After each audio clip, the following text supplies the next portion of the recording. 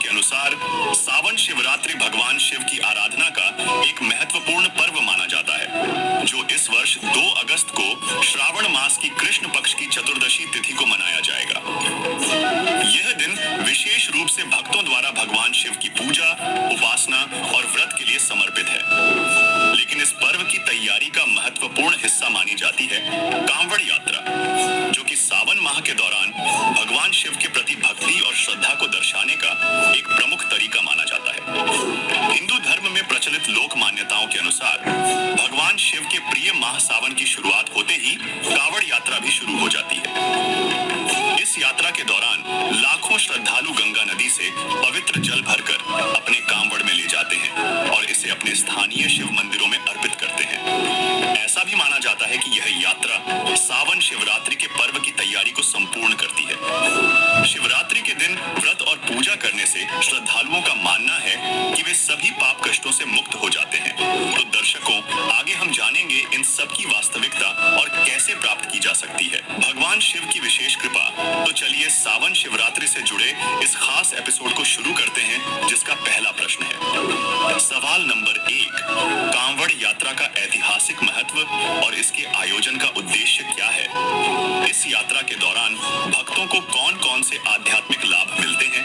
साथ ही इस यात्रा का शिवरात्रि के पर्व से क्या संबंध है और शास्त्रों में इसके बारे में क्या उल्लेख है? कांवड़ यात्रा हिंदू धर्म के महत्वपूर्ण और प्राचीन धार्मिक आयोजनों में से एक माना जाता है। इस यात्रा का मुख्य उद्देश्य भगवान शिव की पूजा और आराधना करना है। श्रावण अर्थात सावन मास में शिव भक्त हरिद्वार, ऋषिकेश, गंगोत्री और यमुनोत्री जैसे पवित्र स्थलों में गंगा जल प्राप्त करने के लिए जाते हैं और उसे कांवड़ के माध्यम से शिवलिंग पर अभिषेक के लिए ले जाते हैं। इस यात्रा की पृष्ठभूमि में कई लोक कथाएं प्रचलित हैं। माना जाता है कि सागर मंथन के दौरान 14 रत्नों में से एक विष निकला, जिसे भगवान शिव ने पीकर सृष्टि की रक्षा की। विष पीने से उनका कंठ नीला पड़ गया और वे नीलकंठ कहलाए। कहते हैं कि विष के प्रभाव को कम करने के लिए शिव जी का जलाभिषेक किया गया, जिससे कांवड़ यात्रा की परंपरा शुरू हुई। एक अन्य मान्यता के अनुसार श्रावण मास में देवताओं ने शिव जी पर गंगा जल चढ़ाकर विष के प्रभाव को समाप्त किया और तब से कांवड़ यात्रा प्रारंभ हुई।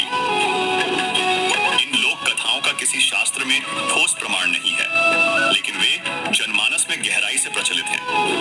कांवड़ यात्रा का सावन शिवरात्रि से भी गहरा संबंध है, क्योंकि सावन शिवरात्रि भगवान शिव की आराधना का अभिन्न अंग मानी जाती है। श्रद्धालुओं का मानना है कि शिवरात्रि के दिन व्रत और पूजा करने से वे सभी पाप और कष्टों से मुक्त हो जाते हैं और कांवड़ यात्रा से अश्वमेघ यज्ञ का फल भी प्राप्त करते हैं। लेकिन दर्शकों, क्या यह यात्रा शास्त्र सम्मत है?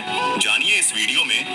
सूक्ष्म वेद में लिखा है कि सामण शैल न कीजे, राजा योगी बैठपति के। सामण में इतना पाप होता है जीव को भ्रमण करने का, सैर सपट्टे करने का, इतना सारा साल में नहीं होता। क्यों?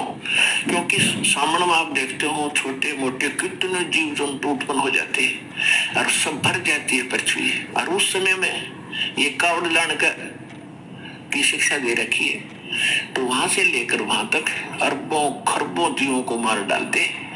तो यहाँ परमात्मा कहते हैं कि तीर्थ बाट चले जो प्राणी, बाट माने यात्रा, जो तीर्थ यात्रा पर जाता है सो तो जन्म जन्म और झाड़ी, उसके तो इतने पाप इकट्ठे हो जाएंगे, असंख्य जन्मों तक भी वो भोग्य पार उसके पूरे नहीं होंगे। कांवड़ यात्रा का पवित्र शास्त्र गीता वेदों में कोई प्रमाण नहीं है, अतः यह जनमानस के द्वारा किया जा रहा मनमाना आचरण है। आइए जानते हैं गीता जी में मनमाने आचरण के विषय में क्या कहा गया है। प्रश्न चल रहा है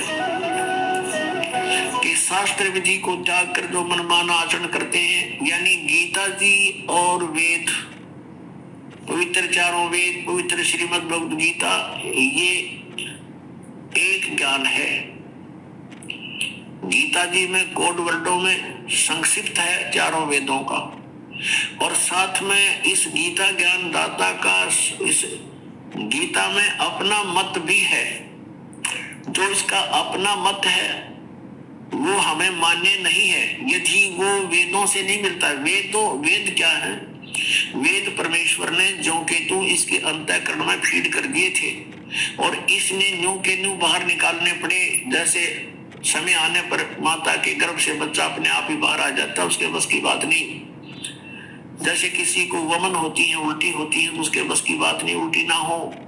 तो ऐसे ही परमात्मा ने 500 वेद डाले थे इसके, ये उनको मिश्रण तो नहीं कर सका, उनमें बाहर निकला इसकी श्वासों से, उसकी श्वासों से बाहर निकला ये सारे। अब पहले तो इसको समझना बड़ा कठिन था कि ऐसे कैसे हो सकता है। आजकल बहुत आसान है। जैसे एक छोटी सी चिप होती है, उसमें कितना मैटर उसके अंदर फिट होता है, और कंप्यूटर में डालकर उसको दूसरे में निकाल ले, प्रिंट इतना ढेर लग जाता है, वो प्रिंट निकाल देता है, और अंदर एक छोटी सी चिप है। तो ऐसे ये श्वासों से ये 500 वेद बाहर आ गए ज्योति निरंजन के, काल के, ब्रह्म के शरीर से। इसने देखा उनको पढ़कर, 5वां जो वेद था सूक्ष्म वेद, उसमें बहुत अत्यधिक जानकारी थी उस परमेश्वर की। ये मंत्र लिखे थे उसमें सारे, इसने उसको सभा कर दिया, नष्ट कर दिया, यानी उसको नहीं दिया, छुपा दिया। और 4 वेद दे दिए हमारे को कि लो इसमें मिश्रण नहीं कर सका वो इस वेदों में। अब इसने गीता का ज्ञान वेदों वाला बोला, इसमें थोड़ा सा अपना मत डाल दिया, बार बार कहता है ये मेरा मत है। वो समय आने पर बताएंगे इतना समय। तो अब हमने देखना कि पुराण क्या है और गीता और वेद क्या है। वेद और Gita God given spiritual knowledge है। जो गीता में ज्ञान है वो वेदों वाला है, और वेद परमात्मा ने दिए हैं पूर्ण ब्रह्म में। तो जो वेदों और गीता में जो लिखा है वो परमात्मा का आदेश है, जो करना है बस, नथिंग एल्स। वो तो है शास्त्र अनुकूल। उसको त्याग कर जो भी हम साधनाएं करते हैं वो व्यर्थ है। अपना जैसे पुराण है, पुराण किसने बोला? ज्ञान ब्रह्मा जी ने, और ब्रह्मा जी से सुना दक्षादि ऋषियों ने, उन ऋषियों से सुना आगे ऋषियों ने, उनसे सुना आगे ऋषियों ने। तो जिस ऋषि ने जो ज्ञान सुना जिस भी विषय में, उसमें ब्रह्मा वाला ज्ञान प्लस में अपना अनुभव, और प्लस में अन्य से कुछ दंत कथा सुनी हुई बना करके पुराण बना दिया। और उस पुराण में उसका लेखक का नाम, उसका जो वक्ता का नाम लिख दिया कि उसका वक्ता ये है, लेकिन लेखक इसका सबका व्यास जी है। अब जो ज्ञान वेदों से मिलता है पुराण में तो वो सही है, और जो वेदों से अलग जो ज्ञान उसमें है वो उस ऋषि या ब्रह्मा की अपनी अनुभव सोच है, वो हमने पालन नहीं करनी है। क्योंकि परमात्मा का विधान है वेद और गीता, उसमें जो सिमरण भक्ति विधि लिख रखी है हमने उतना ही मंत्र जाप करें, उसे अलग करेंगे तो शास्त्रीय विधिता का मनमानाचरण हो गया। तो वो हमने नहीं करना है। तो उससे क्या हानि होगी? जैसे एक व्यक्ति का मित्र था दरोगा जी, SHO, और उस व्यक्ति ने अपने मित्र SHO से कहा कि मेरा एक पड़ोसी मुझे बहुत दुखी कर रहा है, गुआंढी साथ वाले मकान में बहुत तंग करता है, बहुत प्रार्थना कर ली, पंचायत भी कर ली, वो मुझे परेशान करने से बात नहीं आ रहा, तो क्या करूं? SHO ने कहा उसका मार लठ माप देख लूंगा। उसने अपने मित्र SHO एक अधिकारी की आज्ञा का पालन करके उस अपने पड़ोसी के साथ झगड़ा ठान लिया। उस झगड़े में उस पड़ोसी की मृत्यु होगी उसके हाथ से। अब उसने उस व्यक्ति ने अधिकारी की आज्ञा का पालन करके जो विधान तोड़ दिया राजा का, उसके अंतर्गत उसको सजाए मौत होगी। अधिकारी आज्ञा का पालन करके उसने जो विधान तोड़ दिया राजा का, उस राजा के विधान अनुसार उसको सजा होगी, वो मृत्यु को प्राप्त हो गया, उसको सजाए मौत की सजा मिल गई। तो पुण्यात्माओं, वेद और गीता ये परमात्मा का विधान है।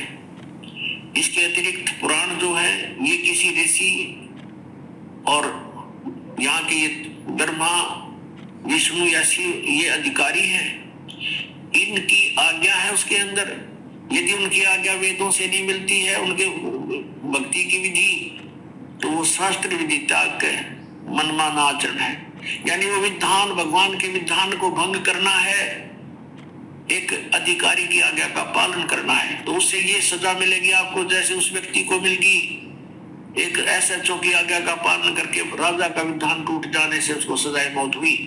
तो यही दशा आप उन लोगों की होगी जो शास्त्र विधि त्याग का मनमाना आचरण कर रहे हैं।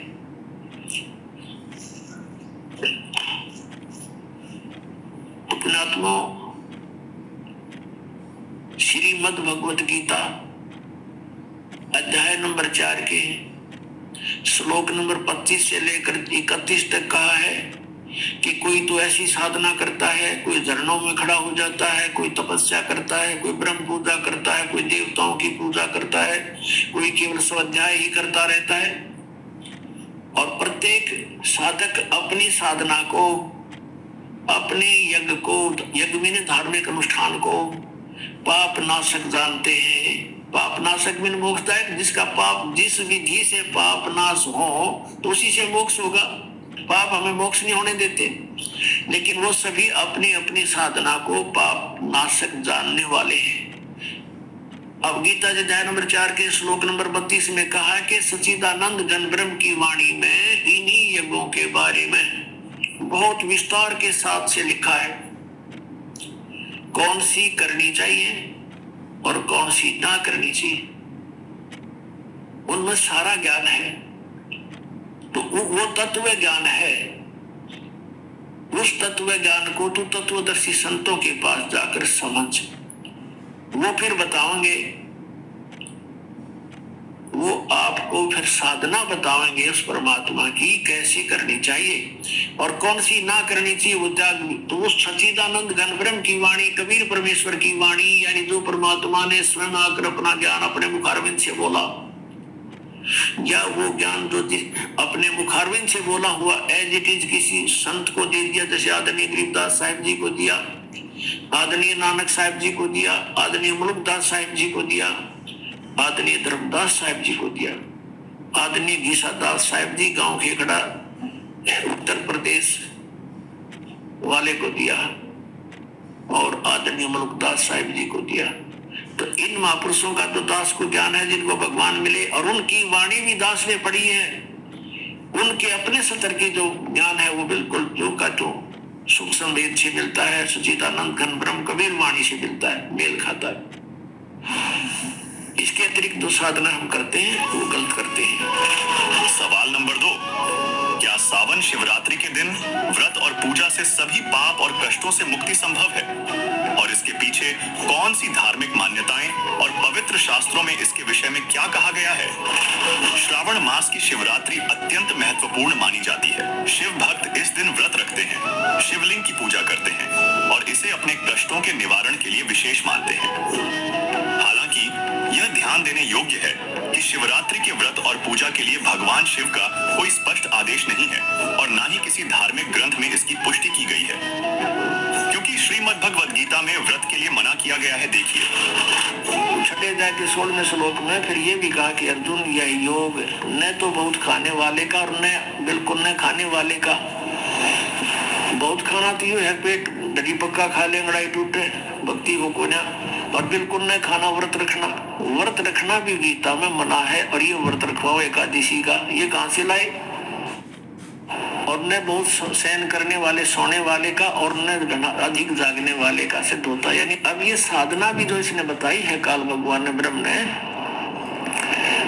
इसने अपने सूत्र का ज्ञान भी दिया है कि इस प्रकार करो, और इससे मेरे से मिलने वाली जो शांति है उसको प्राप्त हो सकते हो। और ब्रह्म से जिसी शांति मिला पता ही है, ब्रह्मलोक में गए, वहां से फिर जन्म मृत्यु में जैसे चुनक ऋषि की चल रही है ये क्रिया, उसके लिए बताया जा रहा है। तो ये 6 अध्याय का है, ये 10 से लेकर और अभी आपने 15 तक पढ़ा, 16 तक पढ़ा, 16वें में तो ये भी कंसेप्ट क्लियर कर दिया है कि व्रत रखना भी व्यर्थ है, और ये एकादशी का व्रत तो बहुत महत्वपूर्ण कर बताते हैं। तो ये लोक वेद है, दंत कथा है, इनकी वेद शास्त्र विधि रहित ज्ञान है, उसके करने से कुछ भी लाभ नहीं होगा। गीता जी अध्याय नंबर 16 के श्लोक नंबर 23 के अनुसार।